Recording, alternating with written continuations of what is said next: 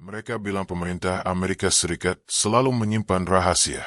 Tidak peduli siapa yang mencoba mencari tahu, selalu ada batasan yang tidak bisa ditembus. Kadang, rahasia itu memang untuk melindungi kepentingan publik dan keamanan nasional. Tapi sebagian besar dari kita tidak pernah benar-benar menyadari seberapa dalam dunia rahasia itu bersembunyi, bahkan dari mata rakyatnya sendiri.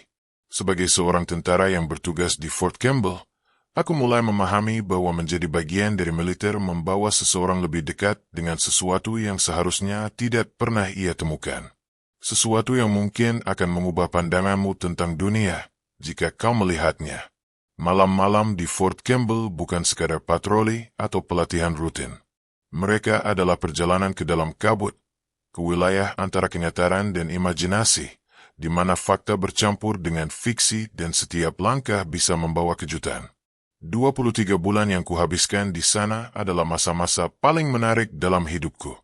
Aku tidak akan pernah menyebutnya membosankan, karena meski posisiku di awal adalah di bagian komunikasi militer, memperbaiki antena, radio, dan perangkat komunikasi lainnya, aku sempat dipindahkan sementara ke divisi polisi militer sebagai penjaga keamanan.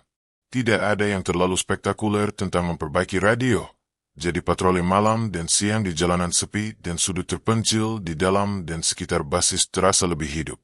Namun, dalam setiap langkah yang kami ambil, ada sesuatu yang terasa aneh. Ada momen-momen yang membuat jantungku berdegup lebih cepat dan naluri kewaspadaanku melonjak, walau tidak selalu jelas dari mana rasa takut itu muncul. Salah satu pengalaman yang kuingat bukanlah sesuatu yang luar biasa, setidaknya bagi sebagian orang. Namun bagi kami, itu berbeda. Aku selalu sadar bahwa pemerintah menyimpan banyak rahasia. Dunia ini penuh dengan bahaya yang tak terlihat, dan beberapa hal memang lebih baik tetap tersembunyi, bukan hanya untuk melindungi Amerika, tetapi juga negara-negara sekutu. Contohnya adalah kota Oak Ridge, Tennessee, sebuah kota yang dibangun secara rahasia oleh pemerintah Amerika pada tahun 1940-an. Kota ini dirancang untuk menampung ribuan pekerja sipil dan keluarga mereka, dipindahkan secara diam-diam untuk mendukung produksi bom atom pertama, bagian dari proyek Manhattan yang sangat rahasia.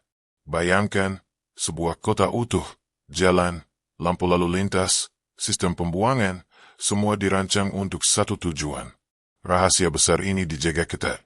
Jika seorang pejalan kaki tersesat dan menemukannya, dampaknya akan luar biasa.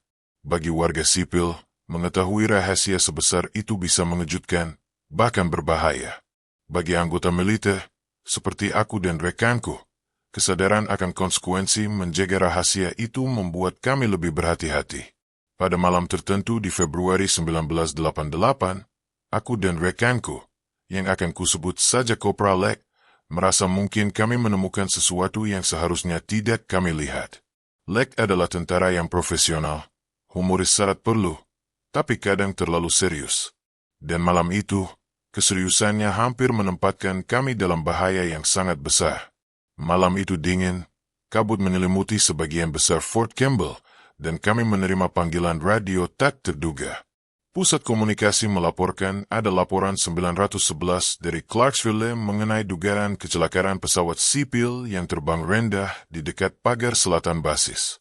Polisi sipil tidak bisa menyelidiki, jadi tugas itu diberikan pada polisi militer.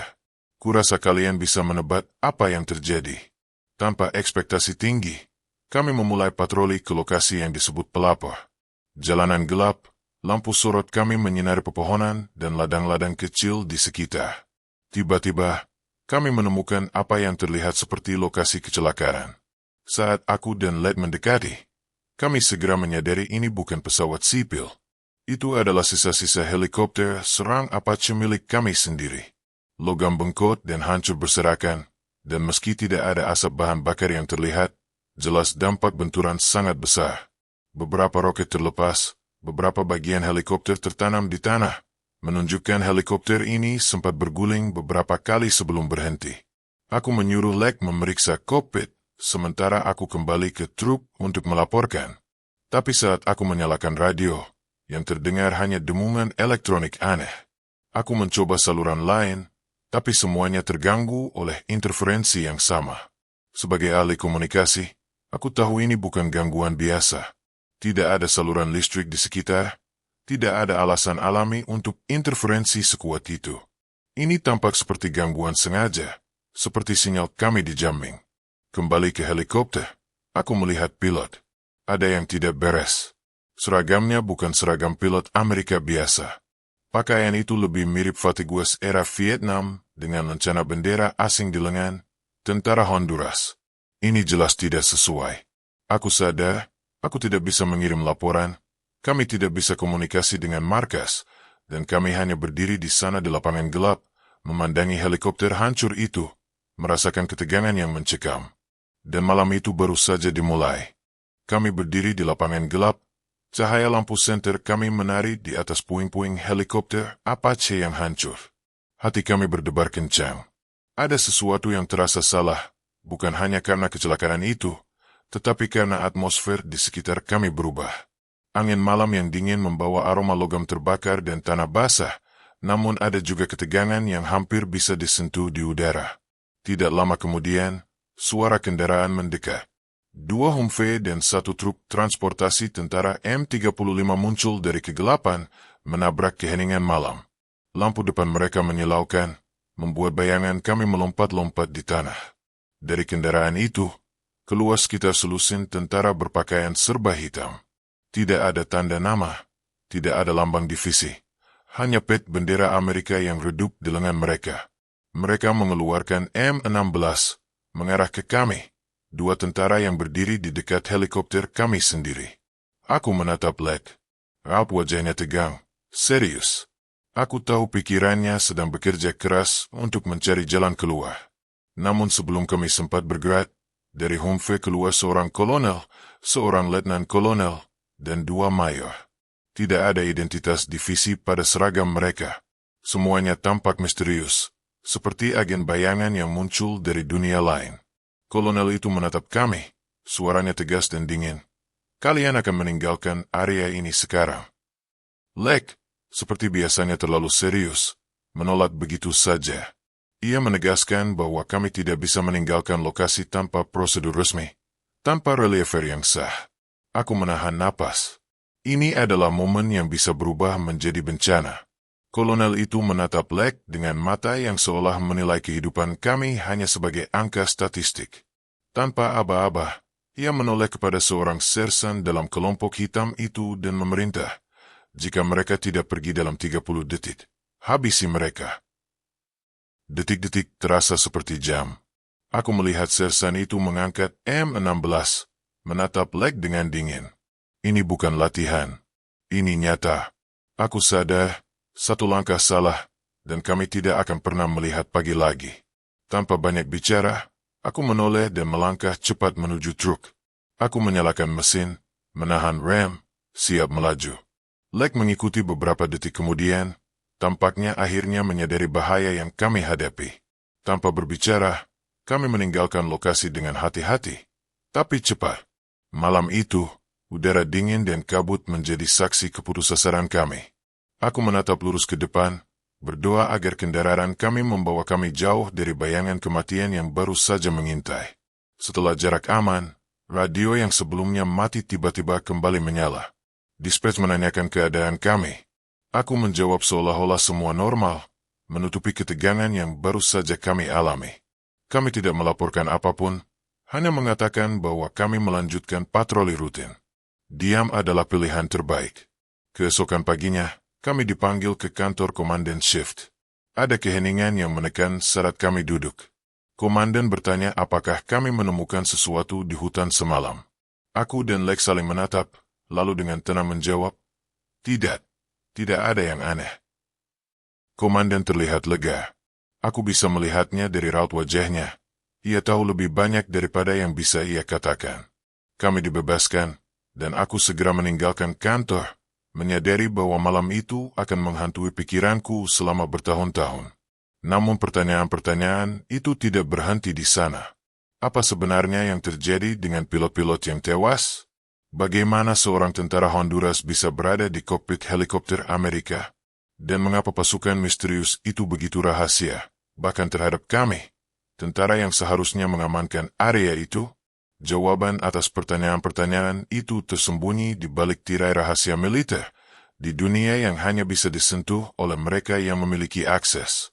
Beberapa bulan kemudian, aku mengetahui sedikit tentang konteks kejadian itu. Helikopter Apache itu sedang digunakan untuk melatih pilot asing secara rahasia. Operasi ini merupakan bagian dari upaya militer Amerika di Amerika Tengah pada akhir 1980-an yang menempatkan kami di Honduras untuk operasi yang dikenal sebagai Golden Peasant. Operasi ini bukan hanya latihan.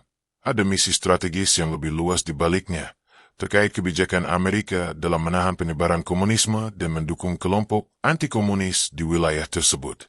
Semua ini menambah lapisan misteri pada malam itu. Aku menyadari bahwa apa yang kami alami di Fort Campbell hanyalah permukaan dari dunia rahasia militer. Setiap keputusan, setiap perintah, bahkan setiap helikopter yang jatuh, bisa menjadi bagian dari skema yang jauh lebih besar dari yang bisa dibayangkan oleh seorang tentara biasa. Aku belajar bahwa kadang, mengetahui terlalu banyak bisa berbahaya, bahkan bagi mereka yang sudah bersumpah untuk melindungi negaranya. Lalu, aku mulai merenungkan rekanku yang terlalu serius, yang hampir membuat kami menemui ajal, mungkin hanyalah bagian kecil dari teka-teki yang lebih besar. Apa yang kami alami adalah pelajaran keras tentang batas antara kepatuhan, naluri bertahan hidup, dan rahasia yang lebih besar dari kami. Bahkan sekarang, setelah bertahun-tahun berlalu, aku masih sering teringat malam itu, saat kami berdiri di lapangan gelap di Fort Campbell, dikelilingi oleh puing helikopter dan bayangan tentara misterius yang siap menembak tanpa ampun. Dan di balik semua itu, ada satu hal yang selalu aku ingat. Dunia ini jauh lebih kompleks dan berbahaya daripada yang terlihat. Apa yang kami alami hanyalah fragmen kecil dari rahasia yang lebih besar, bagian dari kisah militer yang jarang diceritakan. Kami pulang selamat, tapi pengalaman itu meninggalkan bekas yang mendalam di dalam diri kami. Sebuah pengingat bahwa di dunia militer, kadang hidup dan mati hanya dipisahkan oleh detik, dan rahasia bisa lebih mematikan daripada senjata apapun. Beberapa jam setelah malam yang mengerikan itu, aku duduk sendiri di apartemen kecilku di Fort Campbell. Lampu mati, hanya cahaya dari bulan yang menembus jendela yang memberi sedikit penerangan. Semua yang terjadi di lapangan itu terulang kembali di pikiranku. Helikopter Apache yang hancur, pilot asing yang tewas, dan pasukan misterius yang mengelilingi kami. Ketegangan, rasa takut, dan kebingungan bercampur menjadi satu. Aku menyadari bahwa meskipun aku seorang tentara, ada hal-hal yang bahkan kami tidak boleh ketahui, dan kadang mengetahui sedikit pun bisa menjadi bencana. Rekanku yang terlalu serius, duduk di sofa, diam, tampaknya juga masih mencerna semua yang terjadi. Kami berdua tahu bahwa malam itu bukan sekadar kecelakaan biasa. Ini adalah pelajaran keras tentang rahasia yang dijaga dengan ketat, tentang batas antara hidup dan mati, dan tentang kepatuhan terhadap perintah dalam situasi ekstrim. Kami memilih untuk tetap diam, karena bicara lebih dari yang seharusnya bisa berakibat fatal, bukan hanya bagi kami, tetapi juga bagi orang lain yang terlibat dalam operasi itu. Beberapa minggu kemudian, berita tentang kecelakaan helikopter itu tidak pernah muncul.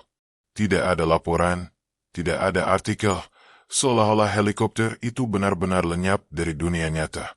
Aku bertanya-tanya tentang para pilot, apakah keluarga mereka diberitahu, atau apakah mereka menjadi bagian dari rahasia militer yang menghilang begitu saja? Semua pertanyaan itu tetap menggantung, dan aku tahu bahwa jawabannya mungkin hanya diketahui oleh segelintir orang yang berada jauh di atas kami, di lingkaran kekuasaan militer dan pemerintah. Dalam refleksi yang lebih dalam, aku mulai memahami konteks lebih luas dari apa yang kami alami. Helikopter itu, ternyata, sedang digunakan untuk melatih pilot asing secara rahasia, bagian dari operasi militer Amerika di Honduras yang dikenal dengan nama Golden Peasant. Misi itu bukan hanya latihan biasa, ada tujuan strategis yang lebih besar terkait kebijakan Amerika dalam menahan penyebaran komunisme di Amerika Tengah dan mendukung kelompok anti-komunis seperti Contras. Semua itu dilakukan dengan begitu rahasia sehingga bahkan kami, yang ada di lapangan, hanya melihat sekilas permukaan dari operasi itu. Aku teringat juga pada teman-temanku yang lain, seperti Jimmy, pilot Apache yang pernah mengalami kecelakaan tragis di Fort Campbell beberapa tahun kemudian. Kisah kami nyaris serupa, penuh ketegangan dan ancaman yang tidak terlihat. Aku belajar bahwa dalam dunia militer, hubungan antar pribadi, pelatihan yang tepat, dan ketegasan dalam menghadapi bahaya bisa menjadi penentu hidup dan mati. Selain itu, selalu ada risiko yang lebih besar, rahasia yang jika terbongkar, bisa mengubah jalannya operasi, bahkan sejarah itu sendiri. Malam itu meninggalkan bekas yang dalam di diriku. Aku belajar menghargai ketenangan, memahami batas-batas yang tidak boleh dilanggar, dan selalu waspada terhadap hal-hal yang terlihat biasa namun menyimpan ancaman tersembunyi. Aku juga belajar tentang loyalitas, bukan hanya terhadap rekan satu tim, tetapi terhadap tugas yang dipercayakan kepada kami, bahkan ketika perintah terlihat ambigu atau berbahaya. Setiap detik di lapangan bisa menjadi pelajaran tentang keberanian dan kecerdikan dalam bertahan hidup. Setelah pengalaman itu, aku sering merenung tentang bagaimana dunia ini dipenuhi rahasia yang tidak boleh diketahui oleh orang awam. Dari kota rahasia hingga operasi pelatihan pilot di Amerika Tengah, aku menyadari bahwa hidup kami sebagai tentara hanyalah sebagian kecil dari permainan besar yang dijalankan oleh pemerintah.